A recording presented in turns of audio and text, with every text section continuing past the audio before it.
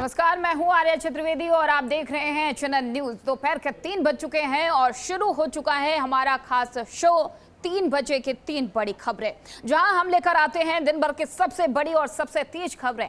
पहली बड़ी खबर में हम बात करेंगे 30 जुलाई से शुरू होने वाली कांवड़ यात्रा को लेकर प्रशासन की तैयारियों के। हर साल की तरह इस बार भी देश भर में कांवड़ यात्रा को लेकर भक्तों में उत्साह भरा हुआ है। इसी कड़ी में कांवड़ यात्रा को लेकर दिल्ली से लेकर उत्तर प्रदेश सरकार ने पूरी तैयारियां कर ली है, जहां यूपी के मुख्यमंत्री योगी आदित्यनाथ के निर्देश पर प्रशासन पूरी तरीके से अलर्ट मोड पर है, ताकि श्रद्धालुओं को सुरक्षित, सुगम और सुव्यवस्थित यात्रा का अनुभव मिल सके। तो वहीं दूसरी ओर दिल्ली सरकार ने भी कमर कस ली है। वहीं दूसरी बड़ी खबर में हम बात करेंगे संसद के मानसून सत्र के, जहां आज पेपर लीक बिल पर सदन में दूसरे दिन भी जमकर हंगामा जारी रहा। सदन की शुरुआत में विपक्ष ने जमकर हंगामा किया और सदन को स्थगित करना पड़ा। एक बार फिर से सदन की कार्रवाई शुरू हुई तो राहुल गांधी ने सदन में सरकार पर तीखा हमला बोला और सदन में बवाल मच गया। उन्होंने गृह मंत्री अमित शाह को घेरते हुए सरकार को घेरा है। वहीं राहुल के वार पर किरण रिजिजू ने भी पलटवार किया। और तीसरी बड़ी खबर में हम बात करेंगे देश भर में जल प्रलय को लेकर जो कहर जारी है, जहां असम से लेकर गुजरात तक बाढ़ का कोहराम मचा हुआ है। जनजीवन पूरी तरीके से अस्त व्यस्त हो गया है। बाढ़ ने कई लोगों की जिंदगियां भी छीन ली गई हैं। वहीं ओडिशा और उत्तराखंड में भी हालात बिगड़ते हुए नजर आ रहे हैं। खासकर पहाड़ी राज्यों में भूस्खलन और बाढ़ ने भारी तबाही मचाई है। तो 3 बड़ी खबरें, इन बड़ी खबरों पर आज हम बारीकी से विश्लेषण करेंगे, लेकिन सबसे पहले बात करेंगे सावन का पावन महीना को लेकर।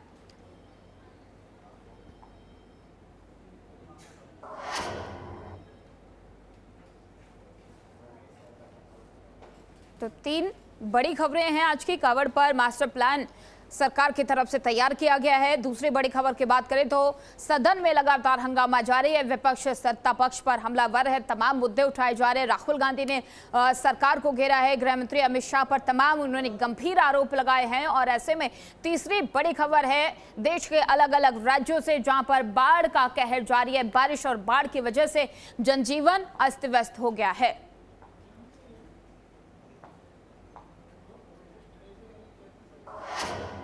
बात करेंगे सावन के पावन महीने को लेकर। दरअसल शिव भक्ति की उमंग है और करोड़ों श्रद्धालुओं की आस्था से ये कांवड़ यात्रा जुड़ी हुई है। हर साल की तरह इस बार भी देश भर में कांवड़ यात्रा को लेकर भक्तों में उत्साह देखा जा रहा है। वहीं कल से यानी कि 30 जुलाई से शुरू होने वाली कांवड़ यात्रा को लेकर दिल्ली से लेकर उत्तर प्रदेश सरकार ने पूरी तैयारी कर ली है। आपको बता दें कि यूपी के मुख्यमंत्री हैं योगी आदित्यनाथ, उनके निर्देश पर प्रशासन पूरी तरीके से अलर्ट मोड पर है, ताकि श्रद्धालुओं को सुरक्षित, सुगम और सुव्यवस्थित यात्रा का अनुभव मिल सके। तो वहीं दूसरी ओर दिल्ली सरकार ने भी कमर कस ली है। हर साल की तरह इस साल भी लाखों कांवड़िए विभिन्न जगहों से पवित्र गंगा जल कांवड़ में भरकर दिल्ली पहुंचेंगे। हजारों कांवड़िए दिल्ली से होते हुए यूपी, हरियाणा और राजस्थान के अलग अलग हिस्सों की तरफ भी जाएंगे। इसके मद्देनजर पुलिस और जिला प्रशासन ने तैयारियां तेज कर दी हैं। वैसे तो कांवड़ यात्रा 11 अगस्त तक चलेगी, लेकिन दिल्ली में कांवड़ियों का आगमन अगले हफ्ते से शुरू हो जाएगा। और इस दौरान सुरक्षा के साथ साथ ट्रैफिक मैनेजमेंट की भी एक बड़ी चुनौती रहेगी। इसके लिए ट्रैफिक पुलिस ने डायवर्जन प्लान भी तैयार कर लिया है। और वहीं कांवड़ यात्रा के दौरान बढ़ने वाली भीड़ को देखते हुए दिल्ली मेरठ नमो भारत कॉरिडोर पर 30 जुलाई से 14 अगस्त तक ट्रेनों की संख्या बढ़ा दी गई है।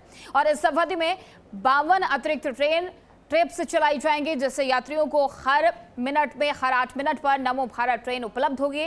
बता दें कि यूपी में यात्रा मार्गों पर सुरक्षा, स्वच्छता और यातायात व्यवस्था को सर्वोच्च प्राथमिकता दी गई है। सरकार ने निर्णय लिया है कि कांवड़ यात्रा के प्रमुख मार्गों पर मीट और शराब की दुकानें निर्धारित अवधि तक बंद रहेंगे। साथ ही ऐसी दुकानों को पर्दे से ढकने के भी निर्देश दिए गए, ताकि यात्रा के दौरान किसी भी तरीके के श्रद्धालुओं के धार्मिक भावनाओं का सम्मान सुनिश्चित किया जा सके। मुख्यमंत्री योगी आदित्यनाथ लगातार अधिकारियों के साथ समीक्षा बैठक भी कर रहे हैं। सीएम ने अधिकारियों को निर्देश दिए हैं कि अफवाह फैलाने वाले, सामाजिक सौहार्द बिगाड़ने की कोशिश करने वाले, खाद्य पदार्थों में मिलावट करने वाले और श्रद्धालुओं से अधिक वसूली करने वालों के खिलाफ तत्काल और सख्त कार्रवाई की जाए। साथ ही असामाजिक और शरारती तत्वों को भी साफ संदेश दिया गया कि कानून व्यवस्था बिगाड़ने की किसी भी कोशिश को बर्दाश्त नहीं किया जाएगा। उधर कांवड़ यात्रा के दौरान व्यवस्था बनाए रखने के लिए पुलिस प्रशासन भी पूरी तरीके से अलर्ट मोड पर है। पुलिस ने डीजे संचालकों के साथ बैठक कर यात्रा से जुड़े सभी दिशा निर्देश स्पष्ट कर दिए हैं। सभी को डीजे की ऊंचाई, चौड़ाई, ध्वनि की निर्धारित सीमा और बजाए जाने वाले गीतों से जुड़े नियमों का सख्ती से पालन करना होगा। साथ ही डीजे वाहनों से यातायात बाधित ना हो, इसके लिए भी विशेष निर्देश जारी किए गए। कुल मिलाकर इस बार कांवड़ यात्रा को शांतिपूर्ण और सुरक्षित और सुव्यवस्थित बनाने के लिए प्रशासन ने व्यापक मास्टर प्लान तैयार किया है।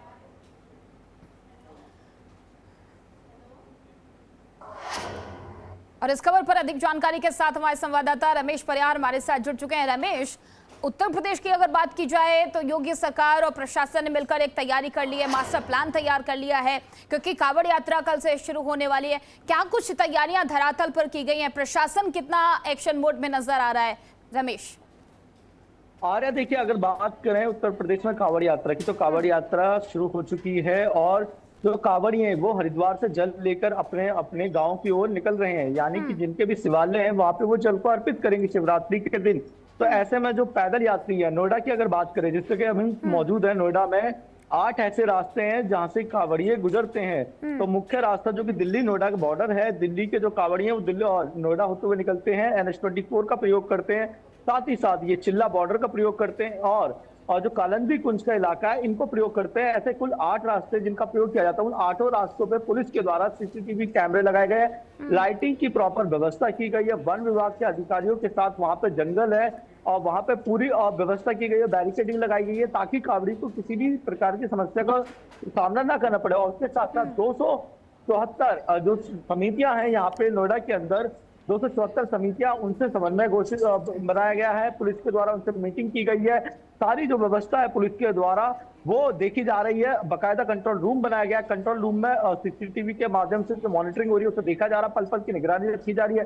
साथ ही साथ इसके जो NH-24 है, चिल्ला बॉर्डर है, वहां पे जब भीड़ बढ़ेगी तो उसमें ड्रोन से भी निगरानी की जाएगी। इसके साथ ही जो नोएडा पुलिस है, नोएडा पुलिस के अधिकारियों ने डीजे संचालकों से भी मीटिंग करी और उन्हें निर्देशित किया कि डीजे को एक तय आवाज में उसी में ही बजाएं, ना कि इतना ज्यादा जिससे लोगों को परेशानी का सामना करना पड़े। और डीजे की लंबाई चौड़ाई भी निर्धारित करी है। इसके साथ साथ प्रशासन का कहना है कि देखिए, ये जो पर्व है ये भोलेनाथ से जुड़ा हुआ पर्व है, यानी कि सबकी आस्था का पर्व है। आस्था के पर्व में जब लोग सड़कों पर निकलेंगे, कांवड़िए सड़कों पर आएंगे, हरिद्वार से जल लेकर आना शुरू कर रहे हैं, तो ऐसे में ट्रैफिक व्यवस्था ना खराब हो, इसको लेकर ट्रैफिक के जो DCP है उनका कहना है कि डायवर्जन को पूर्ण रूप से किया जा रहा है। जो सड़कें हैं उनकी एक लाइन को और जो सुरक्षित किया जा रहा है कांवड़ियों के चलने के लिए। बिल्कुल रमेश, लेकिन सवाल ऐसे में ये भी उठ रहा है कि पिछली बार की तरह इस बार भी जो सड़कों पे दुकानें हैं, मीट की दुकानें हैं, उनको ढकने की बात की जा रही है, उनको बंद करने की बात की जा रही है, नेम प्लेट की बात की जा रही है, जिसको लेकर विपक्ष भी सवाल उठा रहा है। कैसे तो जो एक वर्ग है उसको परेशान करने की कोशिश की जा रही है, उनका धंधा बंद हो जाएगा, डेली कमाने खाने वाले लोग हैं। क्या धरातल पर भी इस तरीके की तस्वीरें आ रही है कि ऐसी दुकानों पर पर्दा डलवाया जा रहा है या उनको बंद करने के कोई निर्देश? रमेश। देखिए, अगर हम जमीनी स्थिति की बात करें तो अभी ऐसा कुछ नजर नहीं आ रहा। हालांकि अगर हम नोएडा से आगे बढ़ते हैं, मेरठ की तरफ, मुजफ्फरनगर, मौली नगर और इन इलाकों में जाते हैं, मुस्लिम इलाके हैं, तो वहां पे ऐसी स्थिति होती है कि रोड को बंद कर दिया जाता है। एक साइड की पूरी जो लाइन है वो कांवड़ी के लिए निश्चित की जाती है। ऐसे में कांवड़िए सात्विक भोजन करते हैं और अपने श्रद्धा के अनुसार वो जल लेकर आते हैं। जल काफी पवित्र माना जाता है, तो ऐसे में वहां पे अगर मीट की दुकानें हैं तो स्वाभाविक सी बात है उन्हें बंद हो जाना चाहिए। खुद ही अगर वो बंद कर देते तो ज्यादा अच्छी है। लेकिन अभी ऐसी कोई तस्वीर नहीं आई है कि कांवड़ियों ने जबरदस्ती की हो या प्रशासन ने जबरदस्ती करी हो कि आप दुकान को बंद कर। जी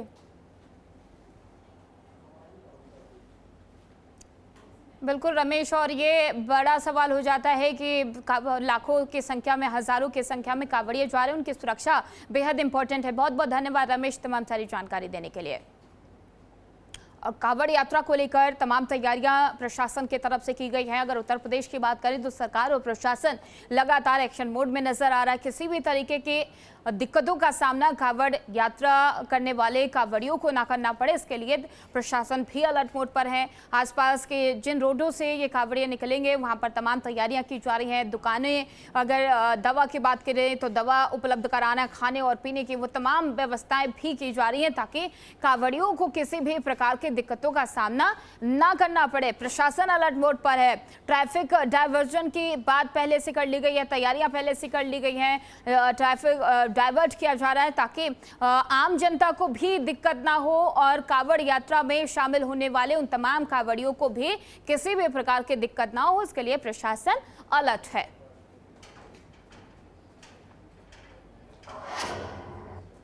चलिए अब बात करेंगे दूसरी और सबसे अहम खबर की। संसद में मानसून सत्र में घमासान थमने का नाम नहीं ले रहा है। लोकसभा में मंगलवार को शुरू हुई एंटी पेपर लीक बिल पर चर्चा आज दूसरे दिन भी हंगामेदार रही। सदन की कार्रवाई शुरू होते ही विपक्षी सांसदों ने जोरदार हंगामा किया, जिसके कारण कार्रवाई को दोपहर 12 बजे तक के लिए स्थगित करना पड़ा, जिसके बाद सदन की कार्रवाई फिर शुरू की गई। 12 बजे जैसे ही सदन दोबारा शुरू हुआ, जेडीयू सांसद दिलेश्वर कामत ने एंटी पेपर लीक बिल पर चर्चा की शुरुआत की और वहीं निर्दलीय सांसद पप्पू यादव ने पेपर लीक बिल पर चर्चा के दौरान नेशनल टेस्टिंग एजेंसी यानी कि एनटीए को सीधे कटघरे में खड़ा किया।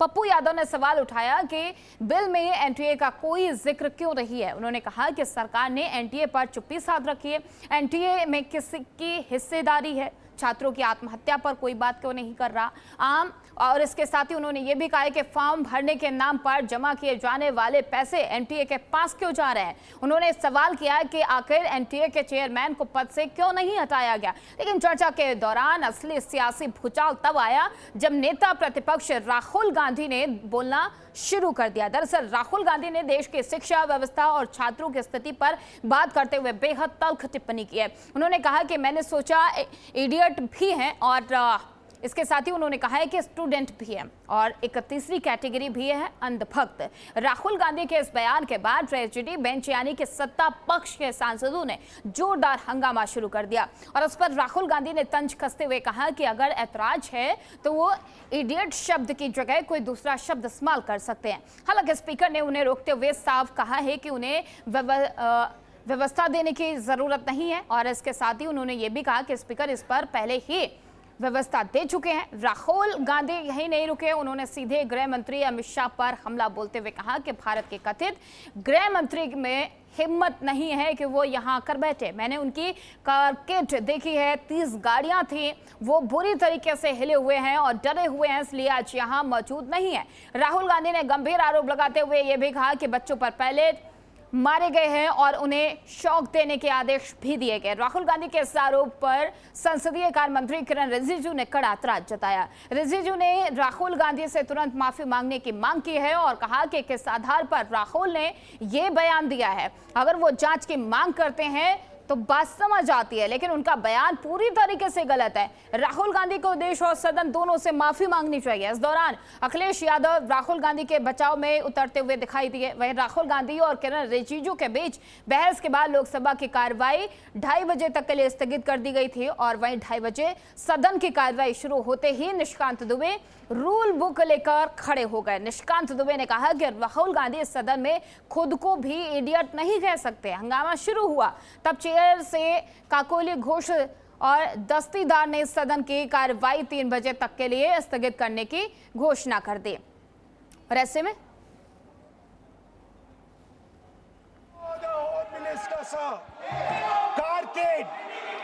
Sir, I saw the carcade, 30 cars, with the Home Minister sitting inside the car, like that, looking, shaking. What is this, sir? Speaker, sir, why is the Home Minister not here today? The Home Minister is not here today because he's not here today because he is scared.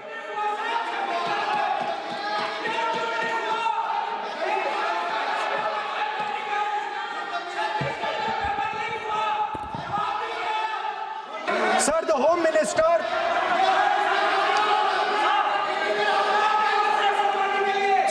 Minister authorized the shooting of our students, sir. He put pellets into the blood of our students. He ordered the students of India to be shot. Rahul Gandhi ji unparliamentary word use नहीं करते तो यहाँ से भी टोकने का कोई आवश्यकता ही नहीं है। अभी जो शब्द मैं ये मानता हूँ कि राहुल गांधी बहुत तरीके से ऐसा शब्द यूज कर रहे हैं, वो एक स्टूडेंट के नाम से ऐसा शब्द का इस्तेमाल कर रहे हैं। वो इस्तेमाल तो वही कर रहे हैं ना, राहुल गांधी जी ही कर रहे हैं। वो नाम ले रहा है स्टूडेंट का, स्टूडेंट का नाम नहीं बोल रहे हैं, लेकिन स्टूडेंट का नाम से इन्होंने जो शब्द यूज किया है वो अनपार्लियामेंट्री वर्ड है, और जो अनपार्लियामेंट्री वर्ड है उसका इस्तेमाल नहीं कर सकते हैं और उसको हटा देना चाहिए। और बार बार एक ही शब्द को एक छात्र का नाम से बार बार इस्तेमाल कर रहे हैं सर, वो नहीं होना चाहिए, वो गलत इस्तेमाल किया। आपके लिए नहीं इस्तेमाल किया। I didn't use it for you. शब्द रूल बुक है ना सर, ये रूल बुक में अनपार्लियामेंट्री एक्सप्रेशंस का किताब है, और आपने जो शब्द इस्तेमाल किया वो अनपार्लियामेंट्री वर्ड है। बात करेंगे 3 बजे की तीसरी बड़ी खबर की। देश भर के विभिन्न हिस्सों में हो रही भारी बारिश और बाढ़ ने भयंकर तबाही मचा रखी है। देश के अलग अलग राज्यों असम, गुजरात, ओडिशा, महाराष्ट्र और उत्तराखंड जैसे राज्यों में भारी नुकसान देखने को मिल रहा है। बता दें कि असम की बात करें असम की तो सबसे ज्यादा तबाही यहां देखी जा रही है। बता दें कि असम में बाढ़ की स्थिति गंभीर बनी हुई है और बाढ़ से अब तक करीब 75 लोगों के मौके पर ही मौत हो चुकी है और ये मौत का जो आंकड़ा है बढ़ता जा रहा है। राज्य आपदा प्रबंधन प्राधिकरण के अनुसार 7 जिलों के 622 गांव ऐसे हैं जहां पर 3 लाख से ज्यादा लोग अभी भी बाढ़ की चपेट में हैं। सबसे अधिक प्रभावित चराई देव जिला को बताया जा रहा है। साथ ही राहत बचाव के लिए 81 शिविर भी लगाए गए। सेना, वायुसेना, एनडीआरएफ और एसडीआरएफ की टीमें राहत कार्य में जुटी हुई हैं। वहीं बात करें गुजरात की तो यहां भी बाढ़ ने भारी तबाही मचाई हुई। कम से कम अब तक 50 से ज्यादा लोगों की मौत हो चुकी है। गुजरात में आई बाढ़ के बीच एनडीआरएफ और एसडीआरएफ की कई टीमें लगातार रेस्क्यू ऑपरेशन चला रही हैं। राज्य के बलसाड, नवासारी और पाटन जिलों में हजारों लोगों के सुरक्षित ठिकानों पर पहुंचाया गया है। जिला प्रशासन राहत और पुनर्वास कार्यों को तेजी से आगे बढ़ाने में जुटा हुआ है। वहीं सामाजिक संस्थाओं के सहयोग से प्रशासन ने अब तक 23,000 से अधिक फूड पैकेज वितरित किए हैं। 150 से अधिक सर्वे टीम प्रभावित इलाकों में घर घर जाकर नुकसान का आकलन कर रही है। अगर बात करते हैं ओडिशा की तो पिछले 24 घंटे ओडिशा के लिए नाजुक बताए जा रहे हैं। ओडिशा के उत्तर पूर्वी जिलों में गहरे दबाव के कारण हुई मूसलाधार बारिश ने नदियों का जलस्तर बढ़ा दिया, जिससे कई इलाकों में पानी भर गया है और बाढ़ भी आ गई है, जिसके चलते 1 लाख से ज्यादा लोगों को सुरक्षित स्थानों पर शिफ्ट किया जा रहा है। इसके अलावा उत्तराखंड में लगातार हो रही मूसलाधार बारिश और भूस्खलन को देखते हुए गढ़वाल आयुक्त आनंद स्वरूप ने सुरक्षा के लिहाज से 4 धाम यात्रा को भी स्थगित कर दिया है। तो बाढ़ का कहर लगातार जारी है। अलग अलग जगह से तमाम वो भयावह तस्वीरें निकलकर सामने आ रही है। असम की बात कर लें, गुजरात की बात कर लें, महाराष्ट्र की बात कर लें, उत्तराखंड में अलग अलग जगह, अलग अलग राज्यों में बाढ़ का कहर लगातार जारी है। पानी घरों तक घुस चुका है। लोग अपना आशियाना छोड़ने को मजबूर हैं और लगातार रेस्क्यू ऑपरेशन भी इन राज्यों में किया जा रहा है जहां पर लोग बाढ़ से प्रभावित हैं। सुरक्षित स्थानों पर उन्हें भेजा जा रहा है। एनडीआरएफ, एसडीआरएफ और मेडिकल की तमाम टीमें धरातल पर उतरी हुई हैं ताकि जो लोग बाढ़ से प्रभावित हुए हैं उनको सही समय पर सही जगह भेजा जा सके, क्योंकि अभी तक कई लोगों की जान भी इस बाढ़ की वजह से जा चुकी है। लेकिन बारिश का कहर इस कदर है कि ये नदियां उफान पर हैं, पानी इस कदर बढ़ता जा रहा है, जल स्तर इतना बढ़ता जा रहा है कि लोगों के घरों में पानी घुस चुका है। लोग अपना आशियाना छोड़ने पर मजबूर हो चुके हैं और लगातार जो लोग बारिश में और बाढ़ में फंसे हुए हैं उनको निकालने की कोशिश टीमों की तरफ से की जा रही है। एनडीआरएफ, एसडीआरएफ के और वो तमाम प्रशासनिक टीमें धरातल पर मौजूद हैं।